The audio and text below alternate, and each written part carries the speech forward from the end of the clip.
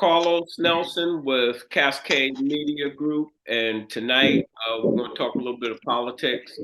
I must confess, uh, this man that I'm having on now, I've been knowing for about 40 years. We used to run around together, him, myself, David Haley, and a bunch of others. And uh, he's currently the president of Freedom Inc., Mr. Rodney Bland. How you doing, Rodney? Hey, Carlos, thank you, man. I'm doing great. Happy New Year to you. Same to you. I had to give full disclosure because people be saying, well, Carlos, you be saying this and then you be saying that.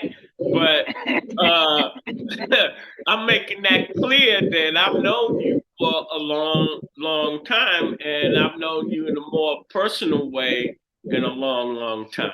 So Yes, sir. We've been now, friends a while. yeah, now I'd like for you to tell our audience a little bit about yourself, people that might not know you, and give some history about yourself. Well, neighborhood guy, grew up in Kansas City. Um, been a part of, let me just say, I've been in Kansas City a long time and all my life. Um, attended Bishop Hogan High School and went to college at Baker University. Pledged for my fraternity, Alpha Phi Alpha, Upsilon chapter, KU. Did my undergraduate work and partial master's work. Been a lobbyist, been a consultant, owned a couple companies throughout my lifetime, and have been involved in Freedom Incorporated since I was 12 years old. Um, my daddy worked for Lake City Ammunition Plant and was unionized and on the polls with him. We started my integration toward politics and loved poll working, loved canvassing. Later on, got more involved with Young Freedom and became a member of the Young Freedom family.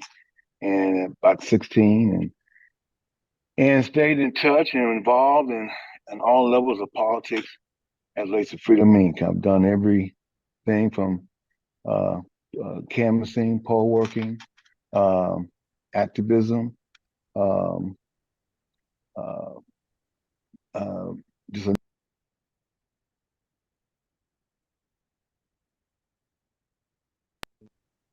in the community, community organizer for NHS, Neighborhood Housing Services, East Meyer Community Association. My background is really uh, community outreach, community organizing. Um, then we moved on to community specialist development and housing, and did several housing projects. Um, uh, then became a lobbyist and have been representing corporations and entities in Jeff City and in Topeka, Kansas, and in Can you Washington turn your D.C. on the sound federal up? level, and have is that better? Yes. Okay, and have been involved in just a number of different levels of participatory politics and um, lobbying and consulting and development and housing and All right. uh, So tell me this. Um, area. uh, they call me the Cutoff King, Rodney, on Okay, on the show. Uh, that's Talk fine. about your rise to your position, because the things that you're talking about, that's where our relationship really started Right. much earlier uh, with Carol Cole, and because as I think I said to you, I might have had that staple gun with Carol and the little crew we had, and Yeah. did so many damn phone polls, stapling stuff up when it was time to do elections, and the whole community really was involved. And I want to lead into what I've been pushing: block voting and group economics, because that's super simplified.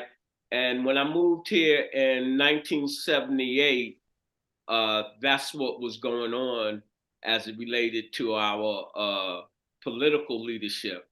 and that was with freedom. When I came, I think Bruce Watkins was at the head of the leadership, but you had many more cards to play because we had the minority contractors in full swing, where Yep. if you could do something, the political arm was able to see to it that you got your fair share of these contracts. What do That you that is have to true. say about block voting and group economics as it Well, I would relates say to that. our community? Well, I would say that Freedom Inc. has stood on the foundation of that block voting concept. From day one, we have always fought for civil rights, economic rights, social rights, integration rights for folks to have a participatory relationship with government officials. It wasn't up till 2000 when the House chamber changed over and they implemented this Missouri Ethics Commission, which was put in place by John Ashcroft when he was governor, that started changing the culture of relationships and how black folks got involved in contracts and activities as a social economic arm to our politics. Because heretofore you couldn't when we could go in and argue for jobs at the county, jobs at the city, contracts, because minority contractors were not getting access. Alex Harris was a herald of that advocacy. That was my daddy.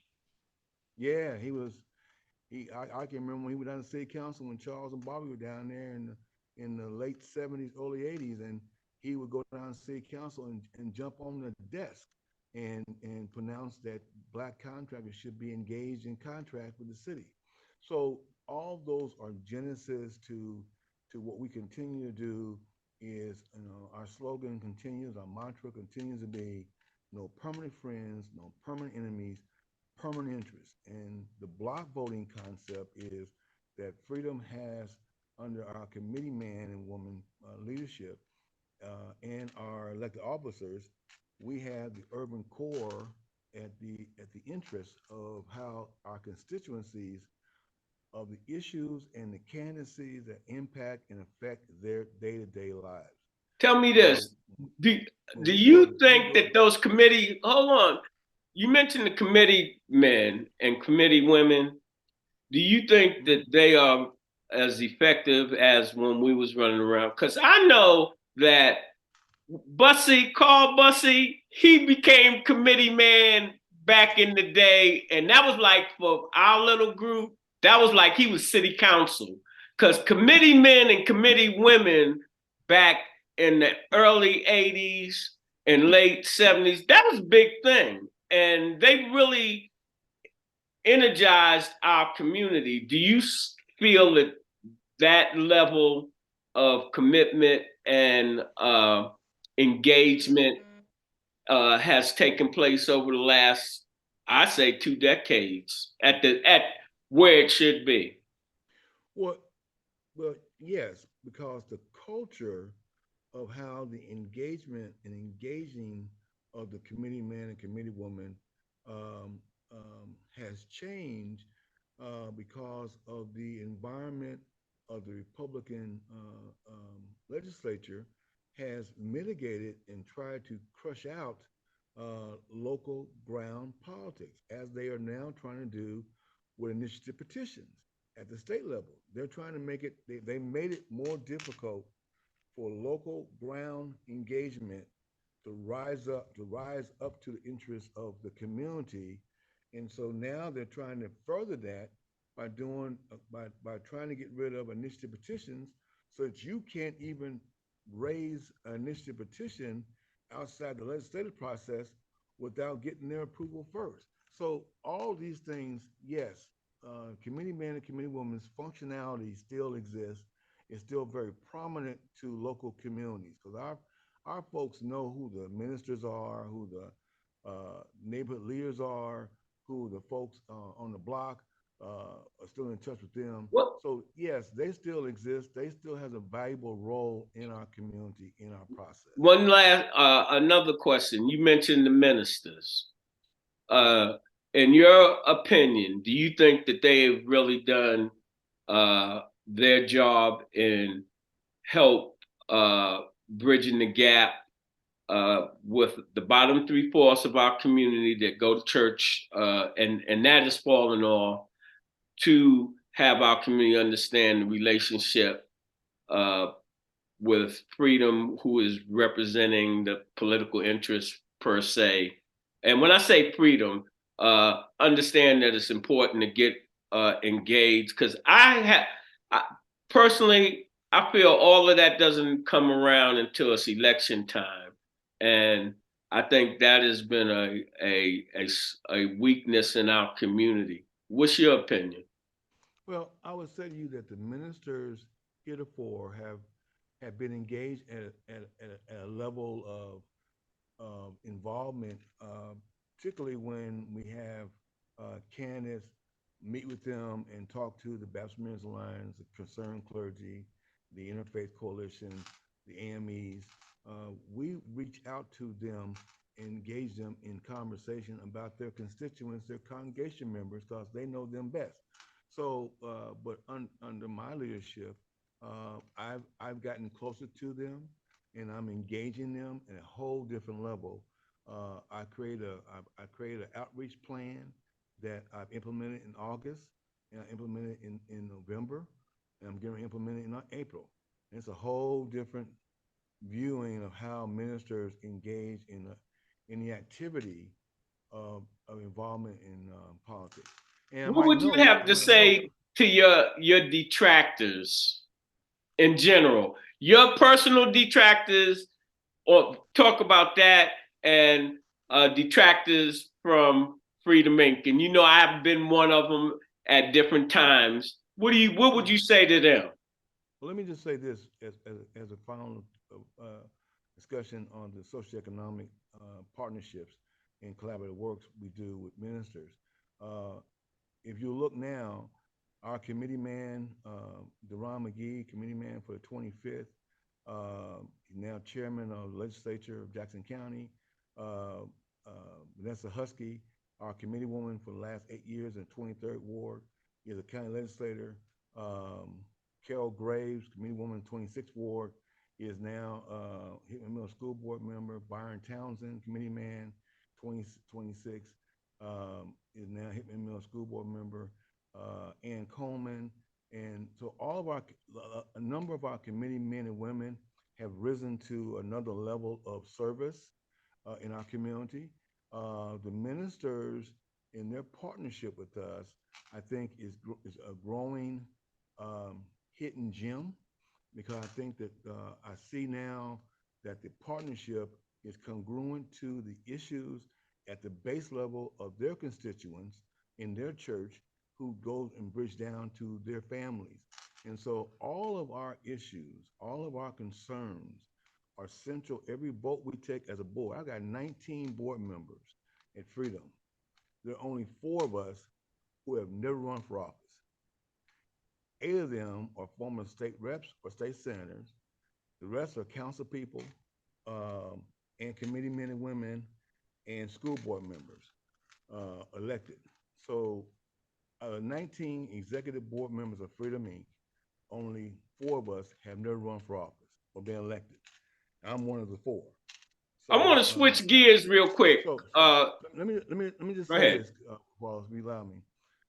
For those detractors or personal attacks, um, I think they just don't understand who we are, and fundamentally, our 60-year history of trying to procure the best benefits, the best interests to our constituents in our urban core, and the protector of issues and rights that we broker for, to make sure that it's an advantage. And now we're holding elected officials, city, county, state, more accountable to the There we measure go. that they say they're going to run on. We have a process here. Our nominating committee, screening committees at the education level, the county, state, and even the city. This last city nominating committee, screening committee, All 9 of them I appointed are former council people, city employees, or neighborhood leaders engaging in the community. So we had a 37 questionnaire that people who, because I look at any candidate running for office uh, looking for a job. Those elected positions are, they get paid. Those are jobs. So when they answer our questionnaire, we go back after we endorse them and we hold them accountable to what they said they're going to do. So there's a measure of the detractors who don't understand our process, who don't understand our measures, because we want to make sure that they said they're going to do what they're going to do for our community. As simple as that. I wanted to touch on our school district, and do Kansas you City School District. have anything to say about that? Well, I think that we are now looking. I'll tell you. I'll tell you how bad it is. The tragedy of some of these candidates who, for a long time, Carlos, we couldn't find anybody to run for a school board, Kansas City School Board. It became a hot potato probably about 4 or 6 years ago. But for a long time, we couldn't find anybody to volunteer for an office. But now I think we're trying to hold folks more accountable, and people who don't understand the culture of politics or office seeking to hold, they don't understand the things you got to do to get there. We had a young man, a bright young man, I thought would make a great candidate for school board. He didn't get enough signatures on the petition because he didn't understand the process. I met with him twice, and everybody said, "Well, everybody knows me." Well, how many is that in your circle? 50, 100 people? I mean, you got to get 700 signatures, ballot signatures. So there is a methodology that we employ as Freedom Inc. on candidates, candidate recruitments, candidate activities, engaging politics, neighborhood leadership development. So all these things are detractors and people who spit at us with foul and undeserving knowledge about who we are. Um, they don't have a clue as to what we Well, do. well, I I say that to myself all the time. People think they know me. They don't even have a damn clue. They ain't got a clue. They ain't Yeah. got a clue. You So know, I mean, and look what we just did. I mean, I don't want to be uh, braggadocious or anything, but the result of us, Kansas City, Jackson County, for the first time in its history, has five black elected legislators, one Hispanic.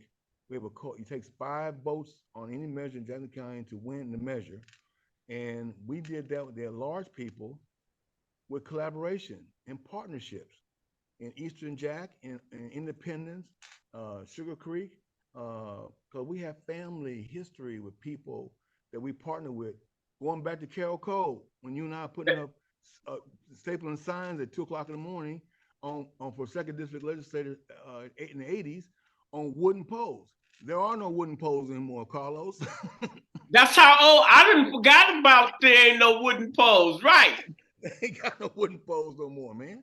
Uh, so when you look at the tenure and the things that we do, the tenements of what we try to do, the collaborations, the partnerships, um, those are the things that help freedom, help our candidates win. And then our job now, my job always has been holding those elected officials accountable to the measures that impact our community directly. Because we tell our community, here are the folks we're going to endorse. And they embrace us and help us. And when they do that, they're putting confidence in us that we're going to keep them people accountable. And we That's what try to I do was that. getting ready to ask you. Do you feel that the organization has bought into your program under new leadership?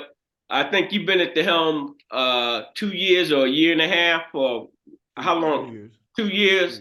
2 years. And one thing you said that the needs have changed. When the first part of the interview, I talked to you about something, and you were saying, no, the needs have changed, and so therefore, how you proceed, you have to attack these issues in a different way. Yeah, yeah. I have probably in our arsenal of campaigns. I've been running campaigns since for like last for Freedom Inc. particularly the last 15 years as campaign director. Um, a lot has changed. The instruments have changed, but some things haven't, Carlos. There's some consistency in what we've always done and we'll always continue to do. And that's outreach to the people in the community and touch them and talk to them about their issues and their impact on that issue. That will never change. We'll All always right, do it. this is another question I want to ask you. How do you feel about the Kansas City Police Department and all of the things that have taken place over the last year and a half, 2 years? Well, there's no doubt that I'm an advocate for local control. Me personally, I think our board is in line to always argue local control. We were on schedule to be in local control when they passed it at the state level, and we were we were by the mayor at that time came down and withdrew Kansas City out of the equation. So St. Louis went forward, and now they have no local control. We're the only city in the nation with no local control. All right, No let's board. move. Before we close out, I'm trying to rapid fire you. On a on a 1 to 10, how you feel the job the mayor has done? I think the mayor is doing an exceptional job, given the degree of his cabinet and his working relationship with all council members. Most of the things that the mayor has been successful in doing has been bridging communities, highlighting the eastern part, the east of truce, highlighting the some of the efforts in the Northland, trying to bring neighborhoods and communities back together again, and erase these divide lines of racial inequities or equities, and trying to, I think, stabilize the environment of how the city is perceived and how the city works, bringing services, meaningful services back to the core. One, And I one think to he's doing a great 10, job. city manager. I don't know Brian that well, but I think that he's done a fairly good job. I don't know how to critique his personal performances, but I think that he's followed kind of a good direction. He's not a Troy Schulte because but Troy been there for 30 years, so he's not a Troy Schulte. But I think he's learning. I think he's growing in his ability to adapt to a new twisting environment in leaderships. And I think that he has a willingness to at least take guidance from the mayor and try to move forward the agendas that the council members and the mayor agree are important to the core of the city. All right, this is a real doozy. Just came in my mind. How do you feel that the present third and fifth district representatives have represented our community over their tenure? Give them all a rating, a conglomerate, 1 to 10.